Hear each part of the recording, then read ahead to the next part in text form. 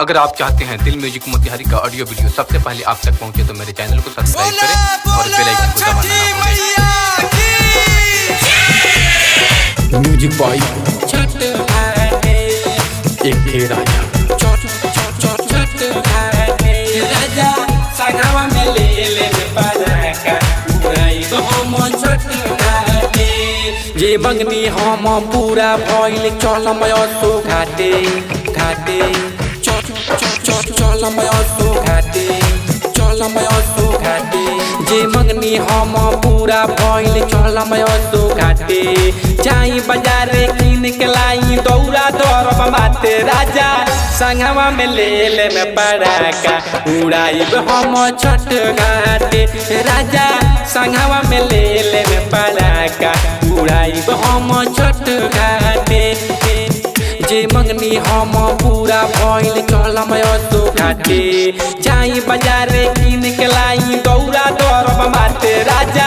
संगवा में ले में पराका उड़ाइब हम छठ घाटे राजा संगवा में ले में पराका उड़ाइब हम छठ घाटे छठ घाटे राजा संगवा में ले में पराका उड़ाइब हम छठ घाटे उड़ाइब हम छठ घाटे बड़ी कृपा से मैया दिहली लाला नहवा सुनसान गोदी भरल चमकिए गानावा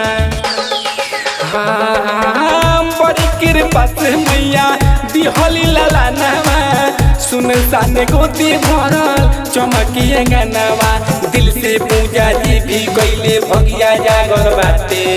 करी बरतिया छोटी माई के हमरो मनवा बाटे दिल से पूजा जी भी कैले भगिया जागर बाटे करी बरतिया छोटी माई के हमरो मनवा बाटे राजा संगवा में लई ह पराका उड़ाइब हम छठी घाटे राजा संगवा में लई ह पराका उड़ाइब हम छठी घाटे छठ घाटे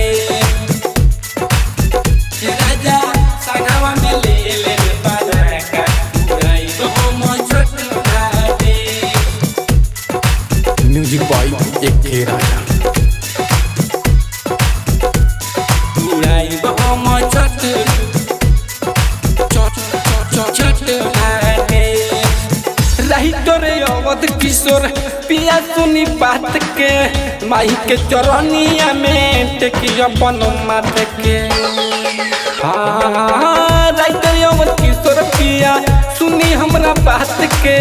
माई के चरनिया में टेकिया अपन माथ के गुडू संदीप सुबोधरी सब संगे जइहे घाटे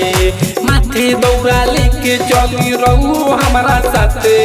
गुडू संदीप सुबोधरी सब जइहे सबे घाटे माथे दौड़ा लेके चली रहू हमारा साथे राजा संगवा में ले ली पराका उड़ाइब हम छठी घाटे राजा संगवा में ले ली पराका उड़ाइब हम छठी घाटे। Challenge recording